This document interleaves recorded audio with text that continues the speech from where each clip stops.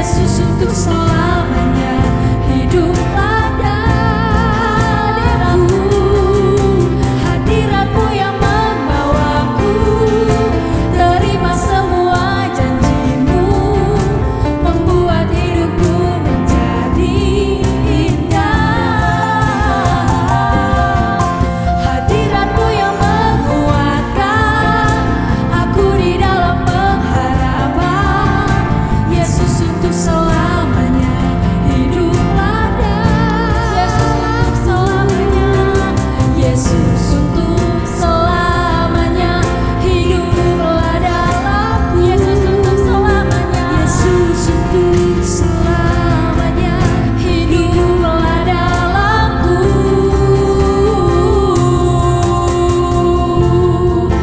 Haleluya. Hadiratmu yang kuatkan kami. Haleluya. Hadiratmu Tuhan, hadiratmu Tuhan, memilihkan selamanya, hiduplah di dalamku, hiduplah di dalam. Haleluya, haleluya, haleluya,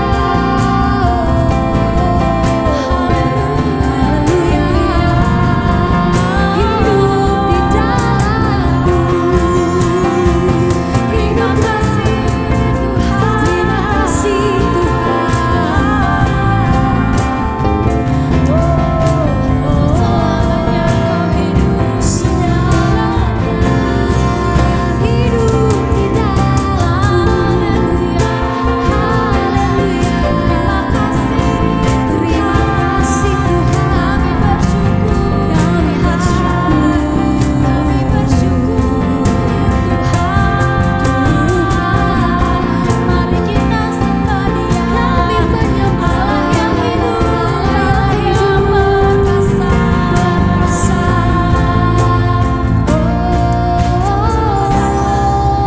Hadiratmu yang membawaku, terima semua janjimu, amin, membuat hidupku, sungguh hidup kami menjadi lebih indah Tuhan.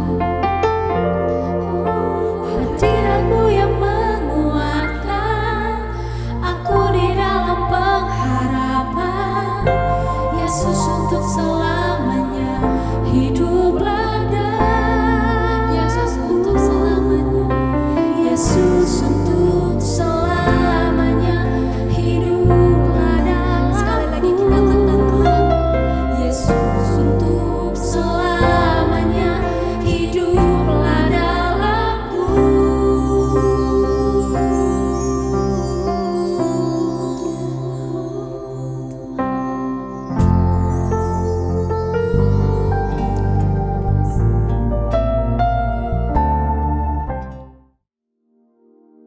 Matius pasal 13.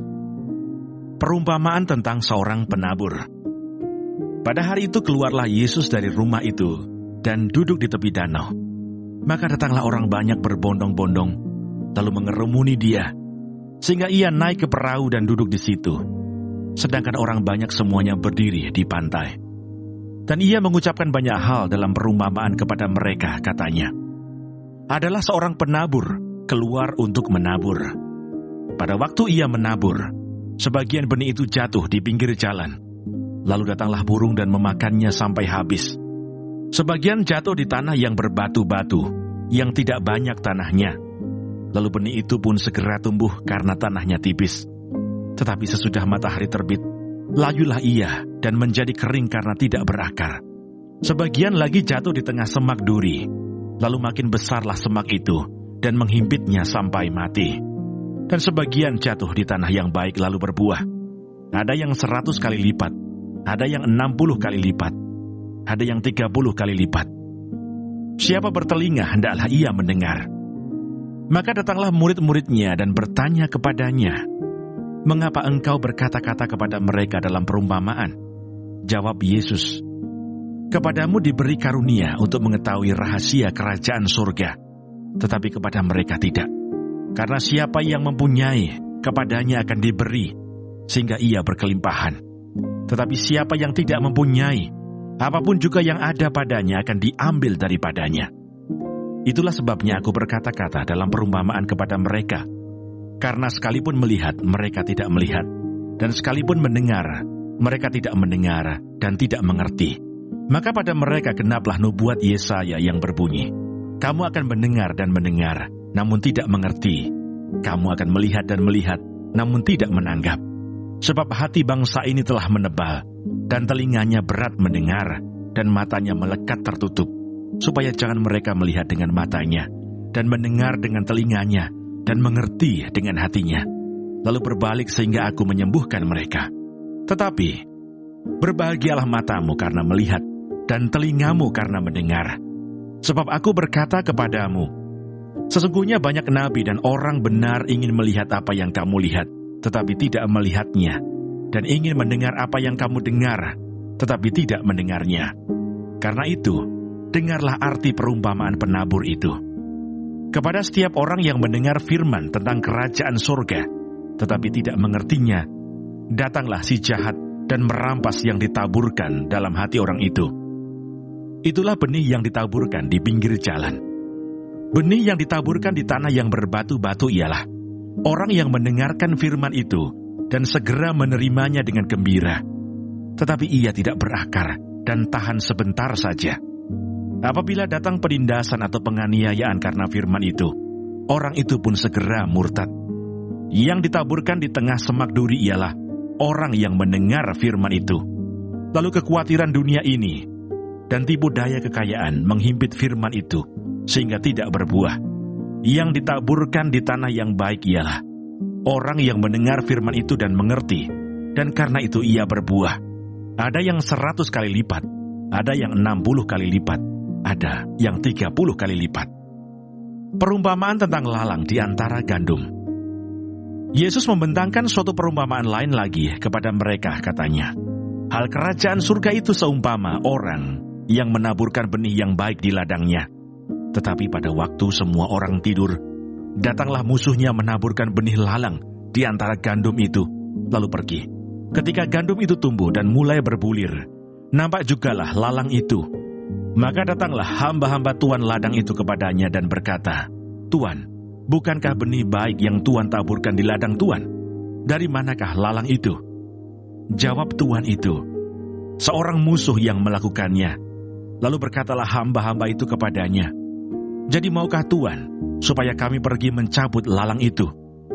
Tetapi ia berkata, jangan, sebab mungkin gandum itu ikut tercabut pada waktu kamu mencabut lalang itu. Biarkanlah keduanya tumbuh bersama sampai waktu menuai. Pada waktu itu aku akan berkata kepada para penuai, kumpulkanlah dahulu lalang itu, dan ikatlah berberkas-berkas untuk dibakar.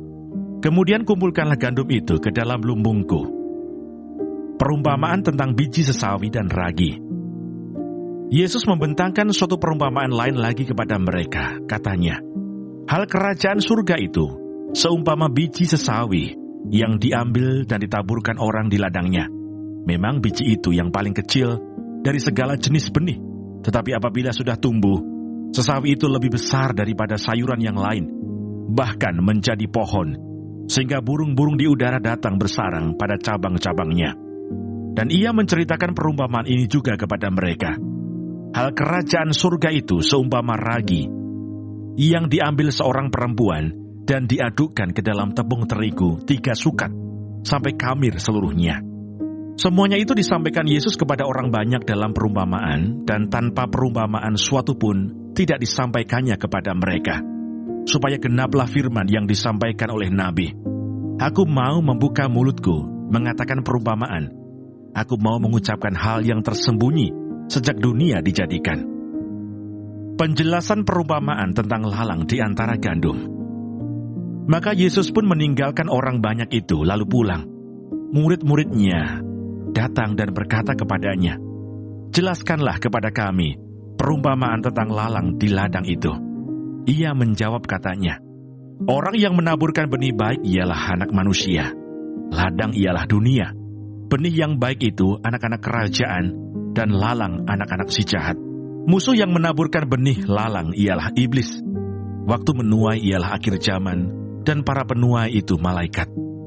Maka seperti lalang itu dikumpulkan dan dibakar dalam api, demikian juga pada akhir zaman. Anak manusia akan menyuruh malaikat-malaikatnya, dan mereka akan mengumpulkan segala sesuatu yang menyesatkan, dan semua orang yang melakukan kejahatan dari dalam kerajaannya. Semuanya akan dicampakkan ke dalam dapur api. Di sanalah akan terdapat ratapan dan kertakan gigi. Pada waktu itulah orang-orang benar akan bercahaya seperti matahari dalam kerajaan Bapa mereka. Siapa bertelinga, hendaklah ia mendengar. Perumpamaan tentang harta terpendam dan mutiara yang berharga. Hal kerajaan surga itu seumpama harta yang terpendam di ladang, yang ditemukan orang, lalu dipendamkannya lagi. Oleh sebab sukacitanya pergilah ia menjual seluruh miliknya, lalu membeli ladang itu. Demikian pula hal kerajaan surga itu, seumpama seorang pedagang yang mencari mutiara yang indah. Setelah ditemukannya mutiara yang sangat berharga, ia pun pergi menjual seluruh miliknya, lalu membeli mutiara itu. Perumpamaan tentang pukat. Demikian pula hal kerajaan surga itu, seumpama pukat yang dilabuhkan di laut, lalu mengumpulkan berbagai-bagai jenis ikan. Setelah penuh pukat itu pun diseret orang ke pantai, lalu duduklah mereka dan mengumpulkan ikan yang baik ke dalam pasu, dan ikan yang tidak baik mereka buang. Demikianlah juga pada akhir zaman. Malaikat-malaikat akan datang memisahkan orang jahat dari orang benar, lalu mencampakkan orang jahat ke dalam dapur api. Di sanalah akan terdapat ratapan dan kertakan gigi. Mengertikah kamu semuanya itu? Mereka menjawab, "Ya, kami mengerti." Maka berkatalah Yesus kepada mereka, "Karena itu setiap ahli Taurat yang menerima pelajaran dari hal kerajaan surga itu, seumpama tuan rumah yang mengeluarkan harta yang baru dan yang lama dari perbendaharaannya." Yesus ditolak di Nazaret. Setelah Yesus selesai menceritakan perumpamaan-perumpamaan itu, ia pun pergi dari situ. Setibanya di tempat asalnya, Yesus mengajar orang-orang di situ di rumah ibadat mereka.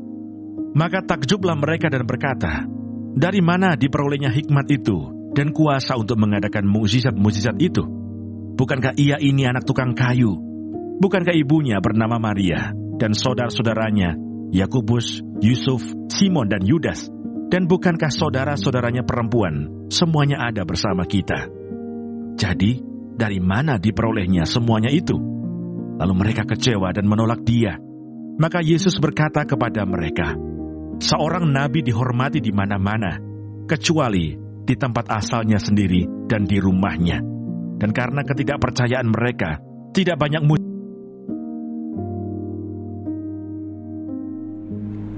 Tuhan Yesus, terima kasih untuk pagi hari ini.